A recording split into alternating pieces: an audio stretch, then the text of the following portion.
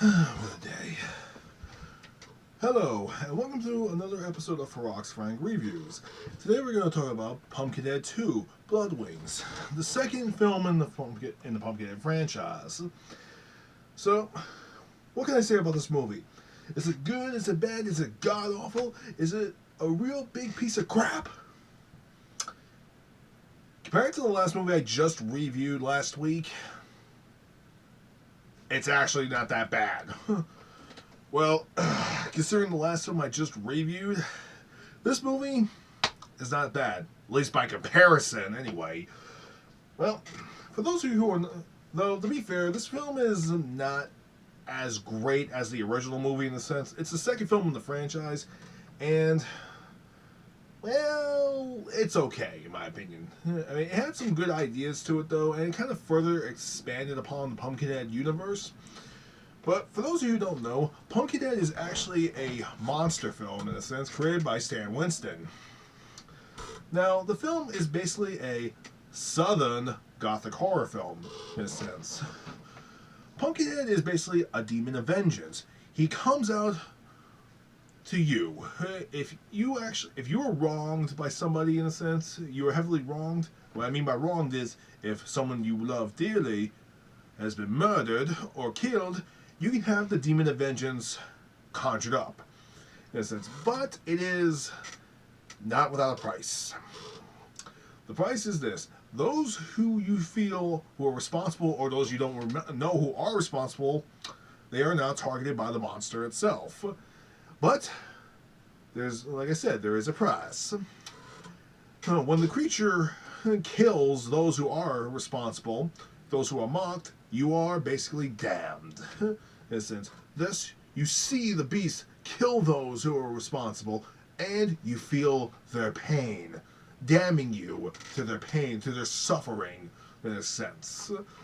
And the only way to stop the beast itself, well, like I said, there's a price to it. However, Pumpkinhead is maybe a sadist, in a sense. However, he is not without leniency, I guess. If you stay out of his way, he will not kill you, in a sense. If your family stays out of his way, he will not kill you. I heard somewhat of a rumor, in a sense, like if you stand in his way or something, he will kill you and your entire family. So far, from what I can tell, in a sense, as far as my research went, he only kills you. He doesn't kill your whole family. If you step in his way, like you have a baseball bat, like, come at me, you beast, he'll just kill you. In a sense, he won't go after your family. So your family's safe. You, on the other hand, you're dead. Now, how do you kill the demon of vengeance? Well, if you summoned it, you can. If you kill yourself, the demon dies. You see, the way the demon works is, like I said, where the demon, you feel the pain of those that it's killing, in a sense. However, it's a two-way. However, that telepathic link you have between him and you, it's a two-way streak. So, if you succumb to pain, the beast will succumb to pain. So if you get stabbed in the arm, like, you'll see the beast go. Thus, you know the creature is linked to you, in a sense. So if you kill yourself, or somebody kills you, the demon dies, in a sense.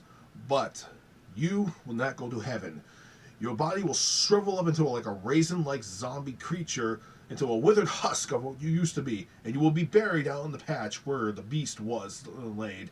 Thus, you will become the next Pumpkinhead. That's basically how the entire cycle, how the Pumpkinhead cycle goes.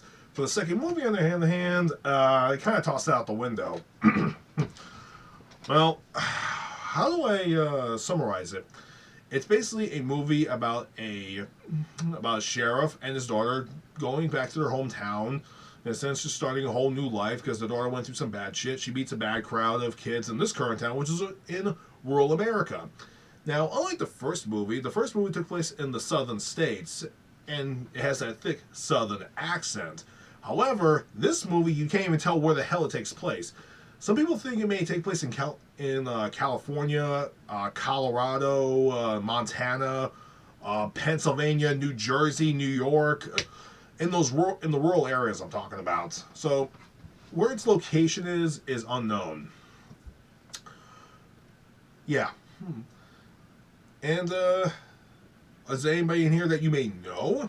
Well, the sheriff is actually played by the killer known as the Scorpio that was in the first Dirty Harry movie. And, he also was the stepfather in the movie The Stepfather. And he was also the father in Hellraiser. Though, to be fair, in those movies, in a sense, like for example, The Stepfather and Dirty Harry, you really want to hate him. The Stepfather, it's like, yeah, he's a bastard, but he's a cunning bastard. In Hellraiser, he's just lovable. He's just a nice, lovable character. In this movie, surprisingly, he's not that bad. There's, who else is in this movie? Ooh, for those of you who like horror chicks, Linnea Quigley's in this movie. Yeah, I just found out recently that she was in this movie in a sense. There's actually a naked chick in this movie that has sex with one of the victims. And it turns out that woman was actually Linnea Quigley. And no, she doesn't die, she just goes mentally insane. Who else is in this movie of note? Oh, Kane Hodder, the guy who plays Jason Voorhees in the later Friday the 13th movies. He's in this movie too. He gets killed by Pumpkinhead. Yeah. And this may actually shock you. But there's a certain political member whose brother is in this movie. Yeah, one of our president's brothers is in this movie. Which one? Bill Clinton's brother. Yep. Former President Bill Clinton, his brother is the mayor in this movie. I didn't even know it was even him. I mean, I saw this movie when I was in my early teens. I didn't know who the hell he was. It was only later when I was in high school when I found out who he was. Why he's in a 90s horror movie is beyond me. I don't know why. Did he endorse this movie or something? I don't know. It's just...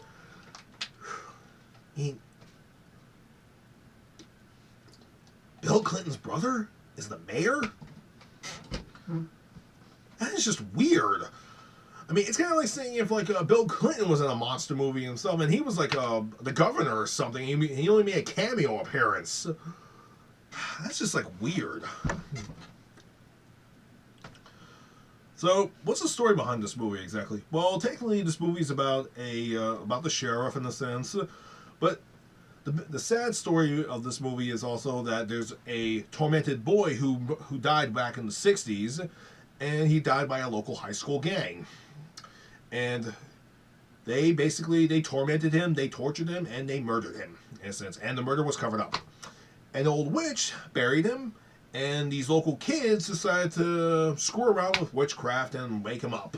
And just wake the demon up. Why? Because they're local teenagers who had nothing better to do than just screw around with witchery and magic. Not like today. Wait. That still happens even to this day. I mean, seriously. I mean, that's kind of messed up if you ask me. But, at least by today's standards, we know what not to screw around with. The kids in this movie did not listen. So they dig up the boy's body, he turns into the monster Pumpkinhead, saves the witch from burning to death, but he goes after the people who killed him. But they're all middle-aged adults, and they're trying to figure out, why is he killing all these people? To what purpose? Well, he just goes around killing everybody, killing all the people who killed him. And not only is he going to kill... Later on, the witch tells them that not only is Pumpkinhead going to kill the people who killed him, but also kill the people who left the witch to burn. And the sheriff's daughter is one of them. But to be fair, if you see this movie, you see she's trying to help in a sense, but the kid's just like, no, let's go, let's leave, run. So they just left her to burn. So she kind of felt guilty about the whole thing. The sheriff, on the other hand, knows the boy pretty well in a sense because he saved the boy from falling into a well. So, kind of old school history in a sense. So that's one link between the sheriff and the monster. Huh. That's kind of a weird link now that I think about it. Anyway, the movie, it tries to play more or less like a horror movie mixed with some heart in it, with a little soul in it. But this is sort of like, this is one of those movies that's actually like a sequel to a 1980s horror movie in a sense. Now, if you watch the original Pumpkinhead, which I highly recommend you do if you're a horror fan, it's actually really good. The monster effects were done by Stan Winston himself, who also directed the movie, in a sense. But this is one of several horror movies that got a sequel in the 90s, you know, like Children of the Corn, Hellraiser, Nightmare on Elm Street, twice Friday the 13th, Halloween at least 3 times.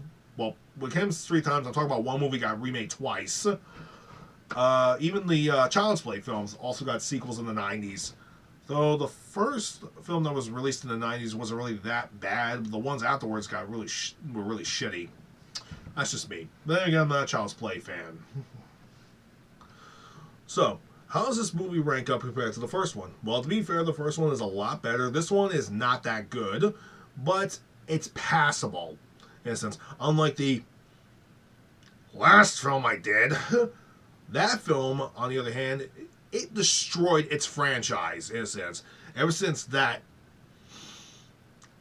last movie I did, that movie was so bad, it basically destroyed the franchise. No other film in the franchise has ever been made. The remake has been out for a while, but it's been in development hell for years, to the point where, do we even need a remake of that movie? This movie, on the other hand, it actually did get a sequel about 10 years later, in a sense. That's just a sci-fi renewing and shooting out these new movies, in a sense. Though, to be fair, this wasn't the only film it did. Sci-fi also did films like Hellraiser and Return of the Living Dead. Return of the Living Dead wasn't really that good because it was ripping off Resident Evil. And Hellraiser... Actually, to be fair, the Hellraiser films weren't that bad. The Pumpkinhead film series, on the other hand, the third one was really good. In fact, the third one is now considered the true sequel to the first movie, while the fourth one had a higher body count. This movie... Would I recommend my friends and for those who are horror fans watching this movie? Well, yeah, pretty much. You go ahead and watch it. Would you riff this movie MS-33K style, as in Mystery Science Theater 3000 style? For the love of God, yes. Please riff it.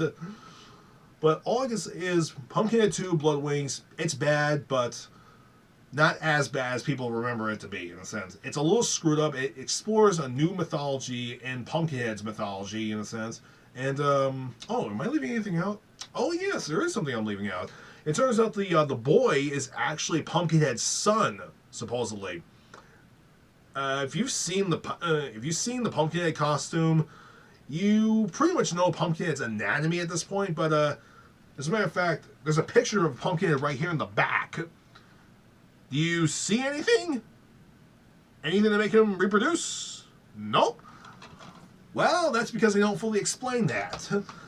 And, well, I'm not so sure I even want to know how that works. You know, because I really don't want to know how that works, in all honesty. But to be fair, the boy is half human. The boy's name is Tommy. He was a depressed boy. He was a energetic boy. He was just a misunderstood boy who was the son of a woman of nothing special. And his father was Pumpkinhead. To some reason, nobody knows how the hell that works. So, Pumpkinhead 2, Bloodwings. Is this movie bad? Like I said before, it's bad, but it's watchable. It's not that bad in general. I mean, compared to the first movie, it is technically bad, but like I said, it's watchable. And it's very much riftable, in a sense.